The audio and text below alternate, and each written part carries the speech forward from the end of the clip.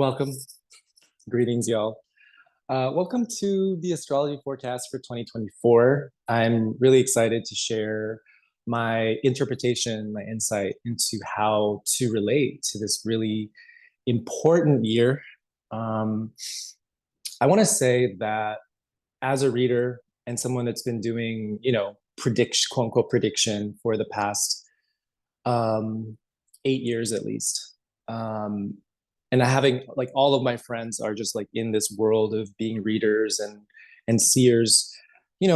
From 2019 onward, we all knew that the art of prediction is actually very difficult at this time. And I think even prior to 2019, it was easy to do a prediction for the year that was apolitical, that was actually non-connected to the universal, even though astrology is completely something that allows us to engage the universal 100,000%. Of course, we're here. We might really be thinking about our own selves as an individual, which is fine right now. But I'm just saying as a preface that the art of prediction in the past 4 or 5 years has been increasingly difficult. And for obvious reasons, right? Like there's no way that we can engage ourselves as individuals now and not see the impacts and not see the influence from the whole, from everything else.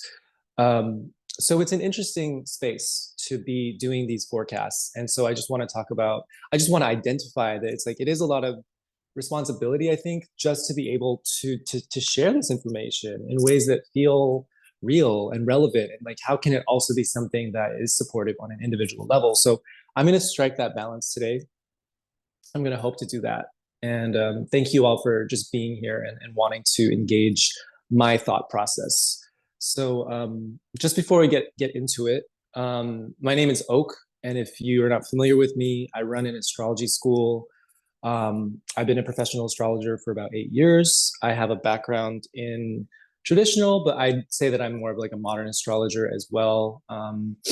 And my school focuses on using astrology as a tool for healing, counseling, and also the processes of liberation. And my consulting page is here, oakastrology.com, and then my school website is there. I am about to launch a 12-month mentorship, which is like a really intense deep dive into natal astrology. It's a really important, profound program if you're really wanting to have that kind of depth in astrology. And then there's also other types of mentorships that I have. And then there's like self-study courses. So if it's something that you're interested in, feel free to check out my stuff.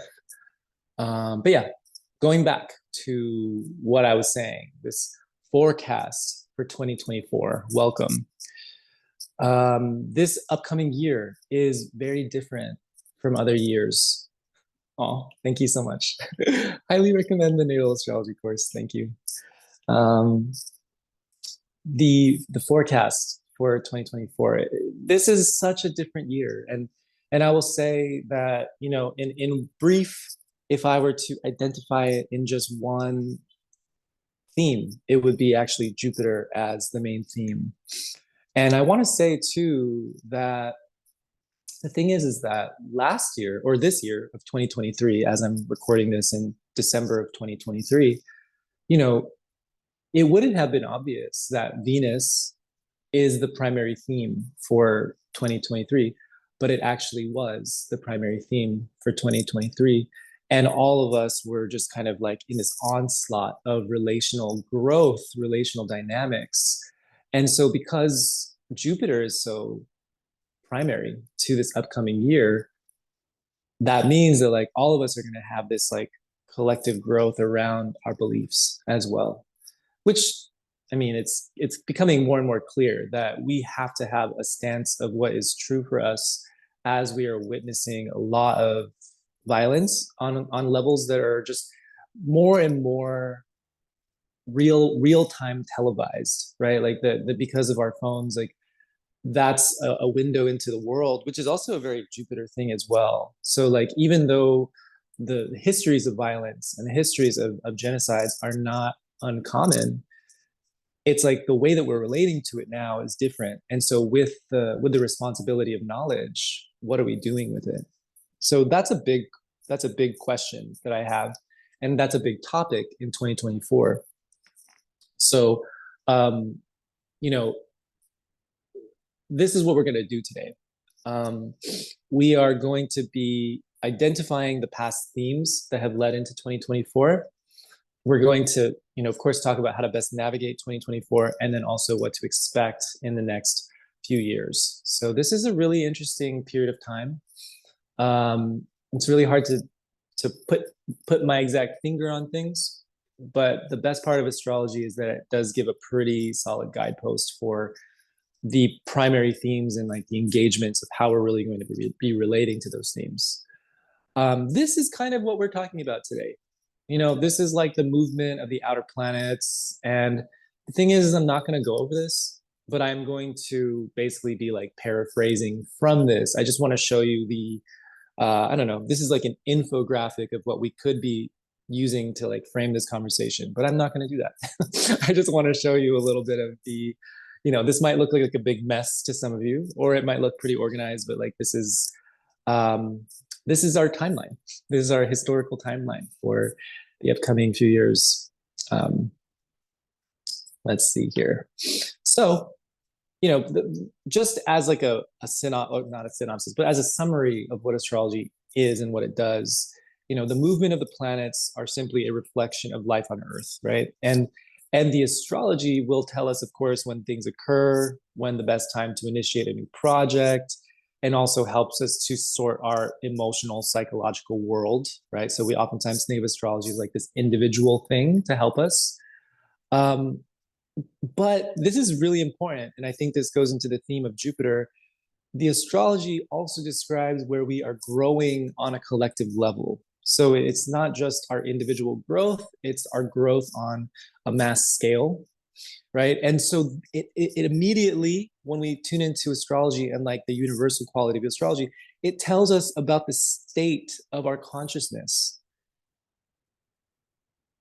what we are concerned about, what we are going to be developing on the grand scale, and the challenges in our collective evolution. Collective evolution, I stray away from words like this because sometimes I like to share the information in ways that are just a little bit more like immediately tangible. But in this particular upcoming year, our collective evolution is actually the most important thing when I look at the astrology, which is interesting. So there's definitely like a major flip of attitude when we're looking at this particular year, which seemingly is actually very good, especially because depending on your stance, it's like there's just so many people that are asleep, right? So this is interesting, right? So the astrology is something that allows us to kind of like tap in to like what is our growth, what is our schedule as a collective, with our growth and with our development. I will share a few golden rules with astrology, just so that like when I talk about all these different terms like Pluto ingress Aquarius or like Neptune ingress Aries, it's just like I'm gonna have to use those words. I like to keep things as simple as possible, but this will help to break it down a little bit further. Um, as I said, the movement of the planets are a direct mirror to our life experience. When we go against the energy, when we go against the thematics of what these planetary bodies are saying, we are usually out of alignment. When we move with the energy that is available, we have more impact and ease with all of our decisions. A lot of these changes happen for us, and that can be really difficult and jarring. Or we can be very present to what the themes are and recognize how the universal is working through us and working through all of the experiences that we're having. So that's really, simple, basic, but this will make more sense later as I talk about how this upcoming year is actually there's a lot of abrupt changes. So we have to draw in that we recognize that this upcoming year is going to come with a lot of twists and turns. I would say a little bit more than other years. So, a lot of us are fatigued from these past few years, but we are in paradigm shift world. You know, paradigm shift is now. Um, Golden rule number 2. This will also be really helpful. When planets change signs, right? When I'm going to talk about Pluto ingress Aquarius, right? That simply means that our social conditions and focuses also change. It's very simple. When a planet changes signs, the things that we care about and the things that we're thinking about, the things that are pressing to us, the things that we feel responsible to, those things and those topics also change. So that means when a planet is in a particular sign, we are focusing particularly on that sign, of course. When planets contact one another and those forms of consciousness, those forms of consciousness merge and interact, they create events and they create dynamics, they create changes. So, for example, Saturn and Jupiter will square to Saturn this year, right? That is the archetype of truth and the archetype of contraction or enforcement of law or, you know, structural dynamic. They're going to interact, creating events, creating changes. There's a push and pull that will occur between growth and the implementation of law, right? So that's a way that astrology is really helpful in like identifying themes. But when there's an aspect, that's what I'm saying, contact is an aspect. When there's an aspect, it means that activity occurs. So when we're saying that there's an aspect for the year, that means that there is going to be a lot of a lot of events, a lot of actual events that occur based on the two forms of consciousness merging or those two themes. So yeah, feel free to ask any questions if you have any. I think I'm being as clear as possible. So let's see, why is this here? Okay, so the planets, and so like I'll just give you an introduction of like how we're approaching this. So, you know, like the personal planets, they are separated by the asteroid belt. And there's something that's very important about this because as we were talking about before, is like the sky and the planetary bodies specifically, they are a reflection of these forms of consciousness that are inherently within us, right? So we're familiar with our sun sign, we're familiar with our moon sign, right? Venus, Mars, Mercury. And these define how we really relate on a personal level. Like they have a lot to do with our relationships, like, you know, one-to-one relationships, our family dynamics, our lovers, things like that. And then when we go outside of the asteroid belt, right, we're entering the realm of the social and even the transpersonal, which is like more of that universal way that we're starting to really engage. Our consciousness is just now kind of infused with the transpersonal, especially our phones make it so that we have a very specific lens. Like we can no longer be personal. We have so much access to the social and transpersonal and how that transforms us. But there's still a barrier of this asteroid belt that really makes it so that like, even though we have a window, we're still kind of like within our own personal world. We're still having our own personal experience. And yet at the same time, there's this exchange that occurs. And, you know, like we all understand at this point that we are not separate entities. We're completely impacted by everything and everyone around us, all things. So it's interesting how Jupiter and Saturn are the planets that traverse the transpersonal and the personal, which is why they're very important planets when it comes to law and truth, because it's like how one person intersects with all. And, you know, laws are supposed to keep order, right? We can think of it as order in our government, which is what it typically is, but its law should also be something that protects the universal whole as well. So Jupiter, Saturn are like this very important medial point between like us, universal, divine, and the laws of like, you know, our human world and also the divine, I think. So yeah, let's see. We'll get into the actual material now.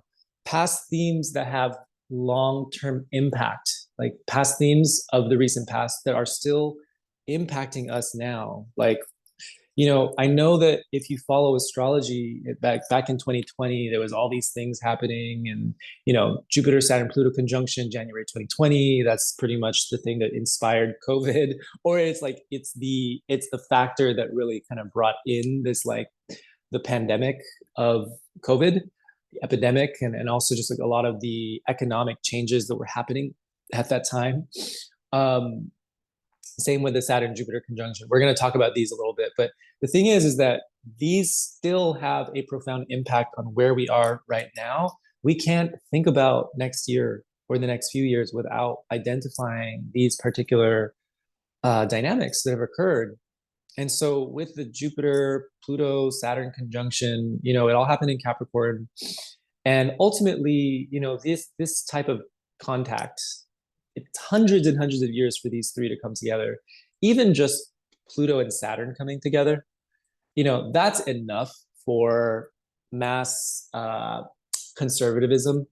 That's enough for a lot of the crimes that we were seeing with all these corporations and just like the disparity of wealth. Like we could really see that already with Pluto, Saturn. It got exacerbated with Jupiter. So for them three to come together, I mean, this was an economic boom for corporations, and it was an economic crash for the regular 99% person, right? So there was a lot that happened here, and also people are still hurting from this, and this is something that at least within even if it's just Saturn Pluto coming together, it's like at least like a 20-year cycle, which does influence a lot of our Saturn Pluto can really influence a lot of like political dynamics. So when they're very close together in the sky, which they're still kind of close together, it does speak to like the way that there's like this heavy influence of like dictatorship right now, or like mass conservatism.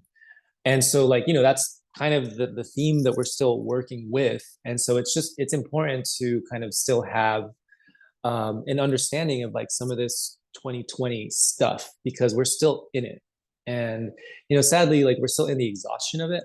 And I think that that's important to identify as we're having a year of like profound changes, and we're like, oh, there's so many changes and we're fucking tired, right? And here's one factor of it. More importantly, I think what I wanted to really talk about today, or at least in this section, is that oh, where is it? Here we go. That the Jupiter Saturn conjunction also happened in 2020, but at the end of the year, in December of 2020. This is very important because Saturn Jupiter occurs every 20 years. So it's a 20-year cycle. It defines everything from new government rulership, right? Like was Biden elected? Yes, Biden was elected. um, so there's always new rulership that happens, at least within the United States, within these 20-year cycles. But also it also describes new forms of economy. So Jupiter and Saturn are classically planets of the economy. So this conjunction that happened in 2020 is really important because we're still kind of in the start of that cycle. If anything, this upcoming year in 2024, they square each other. We're actually going to be seeing that first quarter square, like just like in the lunar cycle, the first quarter square is where we see the issues. We're going to be seeing the issues of the conjunction that happened in December of 2020. What happened in December of 2020? Well, vaccinations were rolled out within that month. Zoom and the way in which people were starting to kind of transition into being online based started to really occur in 2020, but definitely there was like this spike of people really joining all of these social media services, whereas we have people that are in their 50s that were very resistant. Now all of them are online, right? So for this to occur, this conjunction of new economic growth and like development and law coming in the sign of Aquarius, systems of connectivity, structures of thought, communications, technology, groups of people, and the organization of groups of people. It's like clearly we see how this is something that has impacted us immensely. Like even for us to be on this Zoom right now, it's like, this has just become a regular part of our reality. And so we are still in this. And because of we're talking about money as we talk about Jupiter and Taurus coming up, it's like this is a big part of our financial world as well. There's a big part of our economic world. So like we're entering this phase of like just of how out like actual resource and like what it is that is going to be like kind of like the basis of our economy has a lot to do with these Aquarian themes. And I think that's very, very important to identify. So yeah, these are the themes that we are still kind of like buzzing from and are still going to be impacted by as we, drop into, these themes of 2024, right? So Saturn in Pisces is has been, right? Saturn entered Pisces in March. It'll be in Pisces until about, I believe, the first quarter of 2026. So we still have a while. Saturn is a great planet to identify, what is the collective focus for the year. And one of my predictions for Saturn in Pisces when it entered was like, yeah, there's going to be issues with hospitals. There's going to be restrictions and limitations with care. Compassion is something that will become a primary theme, a reality that all of us are going to be sitting with. And the entire year, I was like, I wonder, how this is really showing up. Like, those are my predictions and da da da. And then October comes around, and then it's like everyone is just so engulfed. And we're all just like at the edge of our seat, kind of like sitting with all of these massacres that are happening on the Gaza Strip. And it's like, yeah, all of those themes of like hospital care, literal, like the crying for compassion. This is all a reality. And so, it's important for us, in the same way that Saturn was in Aquarius from 2020 to 2023, we were all sitting with the reality of like, wow, you know, we really want to be together. Like our collectivism and our ability to be in proximity to one another is very important. And it was difficult because of COVID, right? So that was interesting. And then, like within that, like new bridges of connection were formed through like, more so like interweb kind of things. But, like this is our collective reality. This is something to engage. Saturn tells us what our collective reality is. And I think that this is a good basis point. Saturn will always give us the foundation upon what we are sitting with. We are still sitting with this theme. So it's important for us to just be, very present with that, of course. The next theme of 2024, Jupiter everything. We're going to definitely talk about that. Neptune in Pisces. Neptune will be at the very last degree of Pisces this year. It means that it's finishing up its journey through Pisces that started in about 2010, 2011. So pretty long 13 year journey. And within that journey of Neptune and Pisces is all of us picking up a deck of tarot cards within that time. Many. My like spiritual study like really started like almost at the same timing of Neptune in Pisces. It was immediate for me. Neptune moves into Pisces. I got a tarot deck. I had no idea why. I just felt like it. Neptune in Pisces is cosplay. It is the growth and the excitement around anime and all of the fantasy, all of the films that are based upon dragons and vampires and demons, and even the way that a lot of us dress in this like spiritual way. Like Neptune is collective trend, and it is like collective vision. So even the booming of psychological thought and the way that when we look on our Instagram feeds, everyone is speaking as if they have all the knowledge. Like, my business is kind of based on Neptune and Pisces in a way. And as we're getting to 29 degrees Pisces, right, the very last degree is like, are we not at this kind of like this crux? Are we not at this like this ceiling of how we're relating to things on this like spiritual level? Not that it can go too far, but I think that there's something about the trends that is going to shift. We're going to be witnessing a shift in the trend. And Neptune in Aries is different because if Neptune represents our collective vision.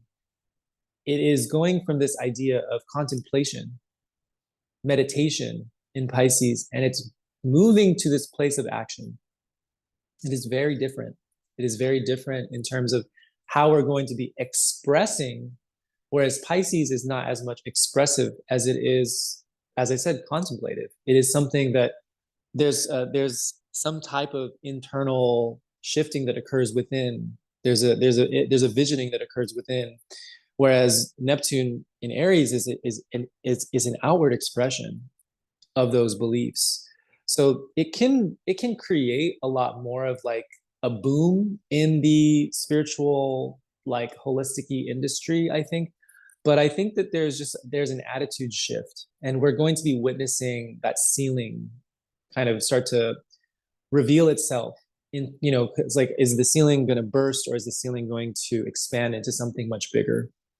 So this is an interesting period we're at, because I think that if you're into a lot of these like holistic things, if you're like a tarot reader or a Reiki practitioner or an astrologer, it's like all of us already know and feel, and I'll share it for myself. It's like, yeah, the environment of this industry, now it's an industry, right? It never was really an industry. The environment of this industry has changed greatly in the past year, even the past 2 years, but like it's just very different. And probably also with the economy as well. But I think we're really going to see how a lot of us are going to just have a different stance and disposition with that as well. I think Saturn in Pisces really does put a little bit more of a discerning lens as well onto it. So there's a lot here just with that, and I'm only even speaking to it from this lens of like being a practitioner myself. So it's kind of interesting to think about it that way. Pluto in Aquarius. Pluto in Aquarius as a theme, this is big because the Pluto return of the United States is 27 degrees Capricorn. Pluto in Aquarius it's going to re-enter Aquarius. It was in Aquarius back in March of 2023. So this year, 2023, we are kind of like starting to gather some of those themes. We're in this bridging point between Pluto and Cap and Pluto and Aquarius. And what does that mean? Well, Pluto and Capricorn is, if you look at the histories of it, you see how colonialism and the histories of colonialism are very much tied to Pluto and Pluto and Capricorn. The last time Pluto was in Capricorn was the height of British colonialism, and that's world domination, essentially. British colonialism had its fingers in many, many, many parts of the world at the time of Pluto and Capricorn, the last Pluto and Capricorn. And as we are having this last little bit of Pluto and Capricorn from 2008 to 2024, we're seeing the height of US imperialism as well. And so it's just that theme, and also the Pluto return of the United States. So it's like we're witnessing the shift of Pluto moving into Aquarius, which is, yes, it's a sign of revolution. But what we're seeing in 2023 is the way that all of us are realizing that the changes that we need to see in the world are at our own hands. They're no longer going to be reliant on these corporations that actually are just kind of not only destroying the earth, but also like enslaving us in so many ways. It's just a different form of slavery that we're in, and of course that there's genuine experiences that people have of just like being completely shit out of luck, like me in my like me and my privilege. Like I can be like looking at it from the outside and being like, yeah, this being in these systems is a form of slavery. But like however you want to take that, it's like Pluto and Aquarius, we're recognizing that we have to rise as a people, as a collective. And it's a really big task, because the hole that we have, the hole that's been dug based on like this really deep level of like consumerism that we're starting to see like the mass burdens of, as we've had Pluto and Capricorn.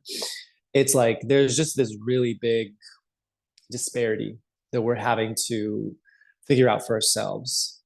But with the same amount of like challenge, there's also like this really specific polarity. Because the thing about astrology and the thing about divination and the thing about all forms of cosmology is that polarity is the fundamental law of the universe.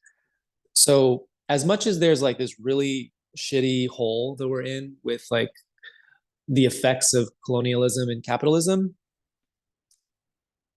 we also have this like equal and opposite expression of like really wanting to change things for the more positive as well. So we cannot forget that. And I think that Pluto talks about extremity of polarity. So we have to look at the extremity of polarity within this archetype of Aquarius, which is the people. And that's why our attitude of how we're looking at how we come together and what it means for us to come together and having to really untangle the shadow material of what it's like for us to come together is so important. And like as we get into more of the material, it's like we're gonna see how that theme just keeps coming up over and over and over and over. And in addition to that, these eclipses that occur in Aries Libra, if you're not an astrologer, if these are not like terms that are like, um, making any sense to you, like just ignore it. But take the English parts and then like I'll get into more like simple thing. I'm gonna break this down in a way that's just like one line actually. So the eclipses in Aries and Libra are, well, eclipses happen every 6 months and they're usually turning points of the year. There's just when a lot of things start to shift. And so this theme of the Aries Libra eclipses, they already started in 2023, but they are going to once again highlight relational dynamics. And the eclipses are focusing on Aries pretty much. And so it is a lot about like the individual. So once again, like that same theme of like uh, being able to recognize our individual role in the collective, like identifying our individual role in collectivism is actually where these eclipses are leading us. So all of these themes are just asking us to be a lot more present to the universal. If you were to just think about every little bullet point that I've shared. And then when we get into like all this Jupiter stuff, wow, you're just going to be like, damn. It's very clear. So, as Jupiter, as I said, is like the primary theme of the year. Jupiter is the primary theme of the year. We might know of like the typical words for Jupiter, like as growth, as expansion, of knowledge, of truth. And those words are cool and those words are true. They don't always do much for me because I'm always like, why is Jupiter growth? Why is Jupiter knowledge? Why is Jupiter truth? And what's so important about Jupiter, right? Like, um, like Jupiter here, let's see, where is this image? Here we go. So Jupiter is this planet that is very large and it is known as the Great Protector because within the asteroid belt here, we could have like all these like erratic asteroids that don't have like a very organized orbit the way that the planets do. And there's like smaller bits that are a little bit more unruly. They could totally be flung at Earth, but Jupiter's gravitational pull is so large. It's like it is a planet that has a magnitude that might have as much impact as the sun. Definitely not as much, but compared to the other planets, right? So Jupiter is known as the protector of the Earth, and it is also a great benefic, and so it has this kind of like benevolent quality. But the thing about Jupiter that's really important, and I'll just kind of like fast forward, is that Jupiter is something that allows for this idea of, I gotta clear this.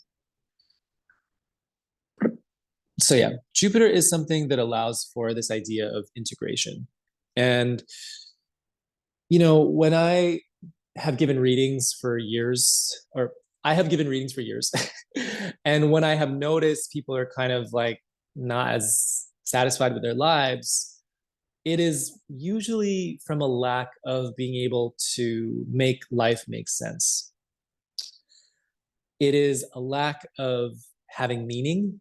It is a lack of being connected to truth. And so that's why people find religion.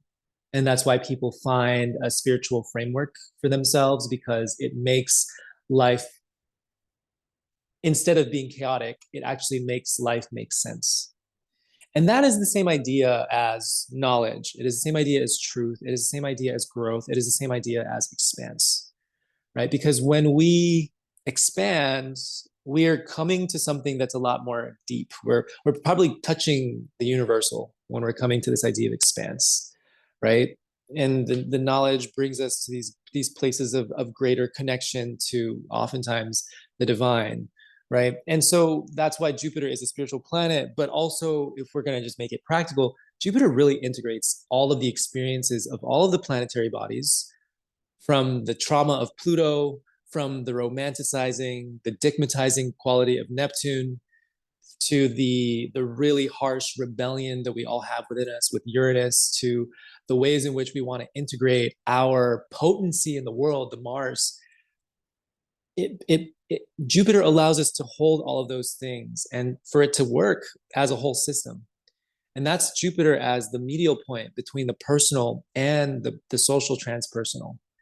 So as Jupiter is being contacted this year, what is happening with Jupiter this year?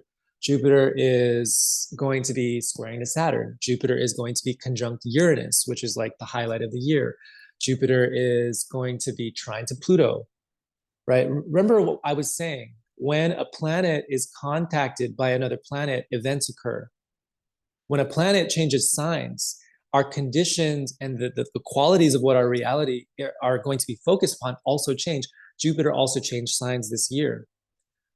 These are a lot of things that are happening. And so when I was reviewing the year of 2024, I was like, okay, Jupiter just keeps getting all of this activity. What does that really mean though? Well, let's backtrack. We have been through a lot culturally. I just shared with you all what happened, like the themes of 2020 that we're still trying to integrate. We're going through a major shift in how we're relating to each other because of all of this really, all this corruption that we're seeing within the government and the complacency of addressing genocide, right? It's like, this is something that we can't ignore. And all of us are really frustrated because we have systems, like these systems of communication, that are actually not really doing the thing that they're supposed to do. And the integration part, the truth part, the part where we're wanting to expand and grow and be in alignment with truth, it's like not working, because if we were living in our truth, we wouldn't have genocide right now. So it's, you see what I'm saying? Jupiter is getting contacted so much this year because there's so much of us. There's so much of us that needs to really ground and center in truth and take all of these forms of consciousness that are being shown to us right now, like, and be able to, have it be the fundamental compass, the fundamental organizing principle upon all of our actions, the way that our actions are predicated upon our truth. And so, I talk about this a lot if you follow my work, but Jupiter is actually one of the most important planets, because without this fundamental compass of truth, we are not in right action with anything. We're actually living in dishonesty, which is what a lot of us are essentially doing. When we're saying that we're having performative activism, and when we are just, like, when we have virtues, when we have religious virtues, but we're actually not living in virtue, it's the same thing as like not having an integrative relationship to Jupiter. So like our truth and the way that we're relating to truth right now, we have to get so real. And like, that's why Jupiter as a planet, when we talk about Jupiter as, maybe the ninth house, we're talking about this experience of going to the temple and going to meet God or finding Jesus or like whatever the ninth house is for you. It could be Christianity, it could be, Judaism, it could be like, um, going to a yoga retreat in India. Like it's all ninth house, right? Um, but we're talking about like it's a really profound thing when we arrive at what is true for us. And the thing about this year that is like just so dramatic is primarily, Jupiter for one, Jupiter's been in Taurus. So in 2023, Jupiter enters Taurus in May. And, Jupiter tells us the growth of our economy as well. That's really important to recognize that, like, we could totally use Jupiter as a guidepost for organizing what industries are going to grow. So food, easily Taurus is food. Um, like this is very practical too. Like the what is it? Russia and Brazil and Mexico and like all those countries that are coming together and China, they're coming together to create their own economy that is based on resource, right? And the US is not included in that. Like that is literally an example of Jupiter in Taurus. And when Jupiter stations direct on December 31st of this year, so starting off 2024 with Jupiter direct, we're probably going to see a lot more of that developing, right? So Jupiter in Taurus is big in terms of like, food technology, but more so Jupiter in Taurus conjunct Uranus. So we can't just use Jupiter in Taurus as the gauge for what will grow for us economy wise, because for all of us, Jupiter in Taurus is what is going to be growing if we're going to look at it from our individual birth chart. But we have to consider that it's Jupiter Uranus, which will create almost like the opposite energy of Taurus. Taurus is about stability and Uranus is anything but stable. And this is what I was saying is like, the first point that I made earlier was that astrology describes our collective evolution, right? And Uranus has a lot to do with these very dramatic shifts. Jupiter is the planet of truth. So can you imagine that when Jupiter and Uranus come together in April of 2024, traveling very closely together, February, March, April, even May, that union is going to bring on a shift of consciousness. And I don't know, I mean, like, you can get really spiritual about it and get like, you can go further out there, but I'll say it from a pretty practical lens that Jupiter in Taurus and then Jupiter conjunct Uranus, both of them in Taurus, that is going to create a lot of dramatic change, not only in the earth, but also in the way in which we are relating to the way in which we're relating to our consciousness in regards to the earth, the way we're relating to our consciousness in regards to the economy. And Uranus is one of those things. And as I was saying, we have to be with the energy or we're going to get left by the energy. Uranus is something that will not only disrupt, but it will sideswipe. It will reverse and it will make us have to change, sometimes non-consensually. It will always surprise. So, we've already been talking about climate change. We've already been talking about,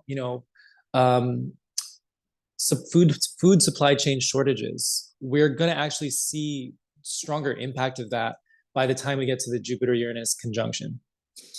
So a lot of what we've been worried about, for climate change and just like climate activism, it's like we're going to see some type of a milestone in that process.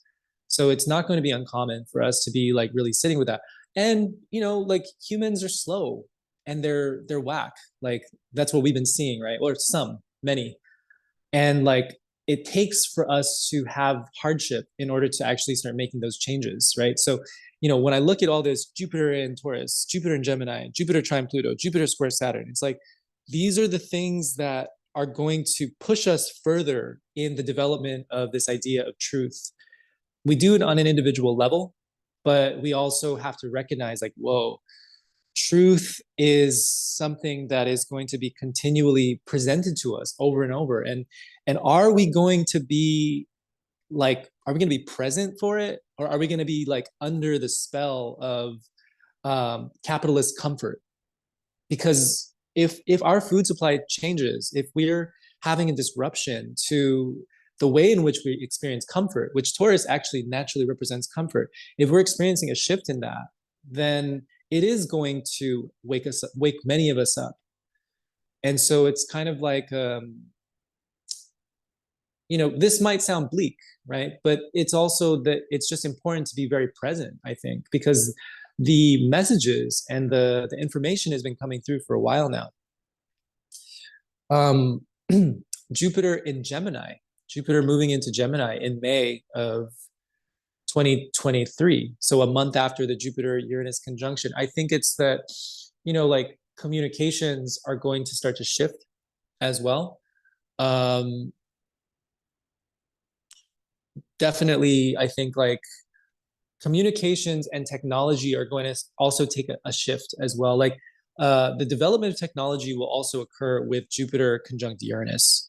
Like a lot of space travel really started to like, there's just a lot of development of space travel that happens when Jupiter is conjunct Uranus. When Jupiter was opposed Uranus in, was that like when Trump was elected, was like 2016, probably around then. And the women's march that occurred, Jupiter in Libra opposed Uranus in Aries. Hundreds of thousands of people went to the White House to protest. Jupiter conjunct Uranus is also like uprising, right? With Pluto moving into Aquarius in the beginning of the year, yes, like the shift of consciousness where people are actually like, no, like no more, right? That energy is also coming in too. And in order for us to be actually in a state of activism, we have to have a very well-developed sense of truth, right? So that's why I'm just kind of like saying, wow, like people are asking others to wake up, like it's actually going to happen. Jupiter and Gemini, as I was saying, there's something about like information and the development of technology. I also think that going back to what I was saying, Jupiter conjunct Uranus, there's something strange about this year and the implementation of technology, right? Like as I was saying, Jupiter squared to Uranus, I'm sorry, Jupiter squared to Saturn. Like this is the milestone point from the Jupiter Saturn conjunction in Aquarius of December 2020. We're going to start to see probably more regulation around what it means to share information online, right? Like if Jupiter Saturn conjunction or that contact represents economy and Saturn represents regulations, right? It's like, the way in which AI can like yank and steal this content, this literal content that I'm sharing right now and resell it, without my face because I've consented to it under those, obscure terms and agreements. Like that type of shit is stuff that we're going to be dealing with. That's also stuff that we deal with Pluto and Aquarius as well, because we're looking at the shadow material of the technology that we use and how it can be used against us. So even though this seems like really dark and like hectic, we're entering a period of time where once again, we have to get really clear about what is virtuous for us. And I think that Jupiter and Gemini will start, and even Jupiter conjunct Uranus. It's just also, and even Pluto and Aquarius, I'm sorry, it's like all these things just kind of start to blend together after a while when you've been doing it. But what I'm saying is that it's like there's this other subculture that we're the subculture, right? Like we're the ones that are wanting to create these changes. And I think Jupiter and Gemini will start the process of us starting to divest energy, time, and interest in these structures of communication that actually really aren't helping us. So there is a lot of change that is happening in this upcoming year. I would say that the Jupiter-Uranus conjunction, if you walk away from this presentation with anything, the Jupiter and Uranus conjunction is going to spawn a massive shift in awareness. And how that relates to you on an individual level, just imagine that Taurus part of your chart, the Taurus house of your chart. and how that is going to radically shift how you're doing things. And it will. There will be a major change to the Taurus house in your chart because that conjunction, it is guaranteed to bring in new levels of awareness, new circumstances, new situations, new perspectives.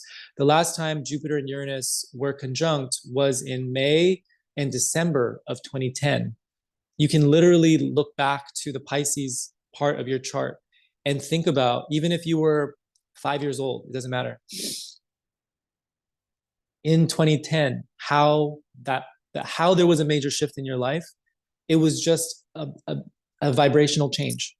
And you just started to be attracted to something different. And it could have been a circumstance change, of course, but also just the way, like I remember that period specifically for me. It was in my seventh house. I really started to have like the exploration of my sexuality at that time. And it was like in a really, really tangible way. And I, forever changed by that. Um, yeah, it was a very weird situation too, because someone came into my life that was like a world traveler and they were a little bit older and they just showed me an entire like they just showed me like an entirely different world. And to this day it influences the way that I relate to travel and to relationships. So, I was 24, 25. So, that's just an example of how this contact can be really profound on that individual level. But I'm saying collective evolution for this Jupiter Uranus contact. Okay, so I really want to not make this too dense. This is me trying to simplify it.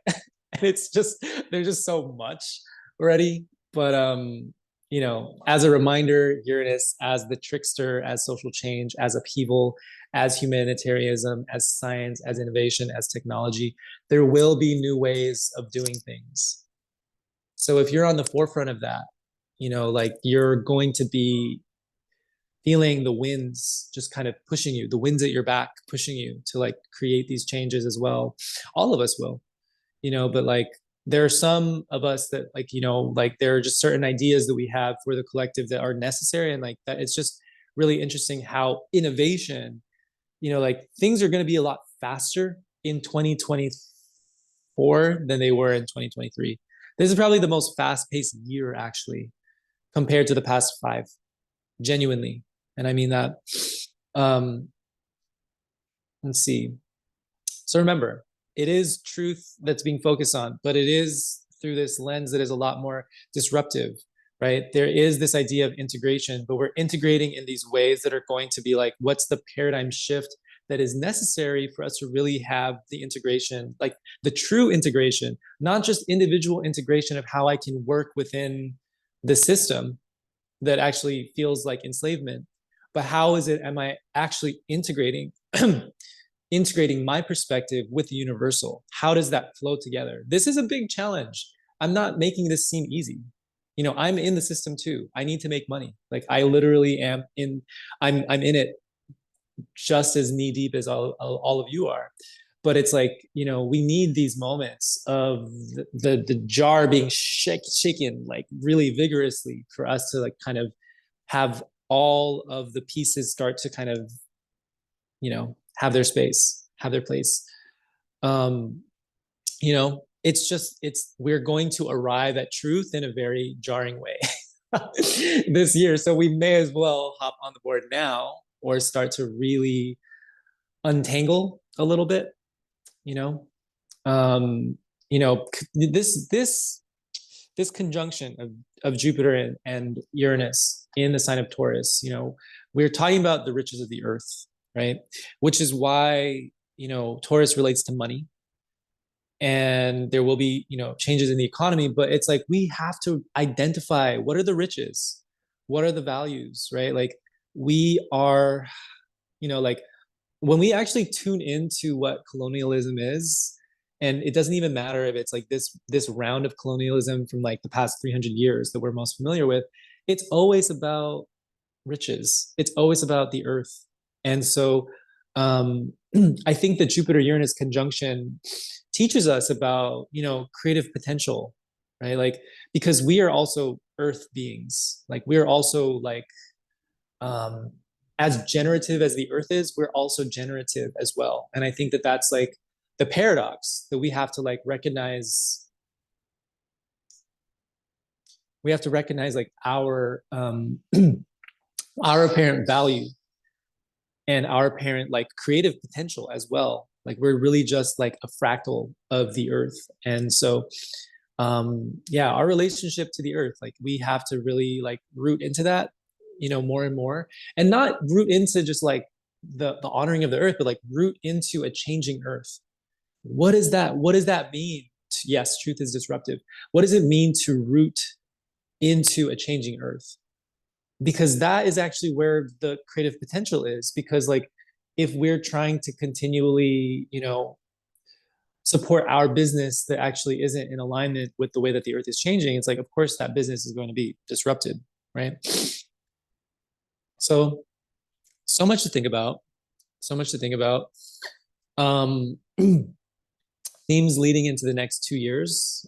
Um, yeah, Neptune and Aries, as I was saying, it's like, at the very least, what I want to say is like, wow, if you look at Saturn in Pisces, which is now Neptune in Pisces, which is now, um, and then what else is in a Jupiter sign? Those planets are in Pisces. They're in a Jupiter ruled sign currently, and so I'm trying to think of this in the most easy way to describe it. But Saturn and Neptune, they're going to change signs to Aries, and that's going to occur in 2025. This is a major, major, major shift. I mean, this is going to affect us on a huge collective level. And I do feel that the way in which all the governments are kind of working together to just kind of express a type of uh, just like, it's just mass dictatorship, right? Like, that's kind of the vibe that we're getting. It's like, wow, does anyone fucking care? And that is very Saturn Neptune conjunction. Like, at least the way that I'm interpreting it and the way that I'm seeing it, as far as like this theme of like where we're coming from. And so like, it's a different dynamic, because Pisces being ruled by Jupiter is a lot more of a it's, as I said, it's like more internal. Whereas like in Aries, it has a lot more to do with conflict, and it has a lot more to do with like enforcement, if anything. So there's something really bizarre with this Saturn Neptune conjunction that's occurring. And so I don't want to freak anyone out. I mean, all of us are pretty exhausted at this point. So what more is another piece of difficult information? But it just doesn't seem that sweet or exciting. Um, which is why I think it's just like getting really clear in this next year, getting very clear in 2024. Where do you stand? What are your virtues? What are your values? Like, and at least, just like figuring out like what is the total environment, that like, what are all the parts at play? Because that's also a big part of integration as well, is like doing your research and studying. It's like, this is a really good time to like figure out the sources of information that are actually going to serve you best. Because like, not my truth is definitely not the same as yours, and like, that's something that we also have to really recognize as well. um so yeah, you know really, really like really bizarre conjunction of Saturn Neptune in 2025, and then Uranus and Gemini. Like, there's gonna, like, we're worried about AI, and like just how far is it going to go. Like, we're going to see that pick up fast with Uranus and Gemini in 2025. So there's things about, like, I think this is why astrology is helpful. It's like, okay, if these themes are coming up in the next few years, it's like, well, how are we relating to it now?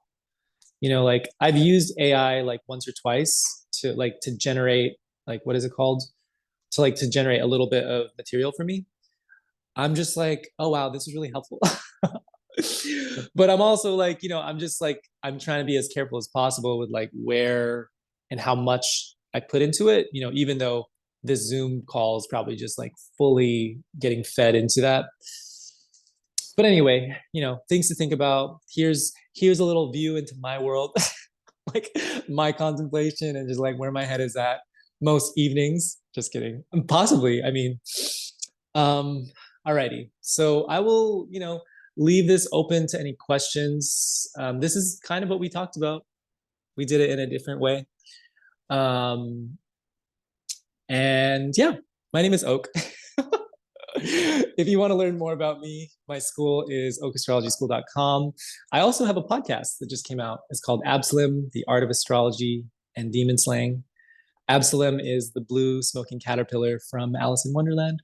And there's a really cool story, very, very cool story behind the podcast. I just want to thank you all so much for being present for this. And I will stop the recording now.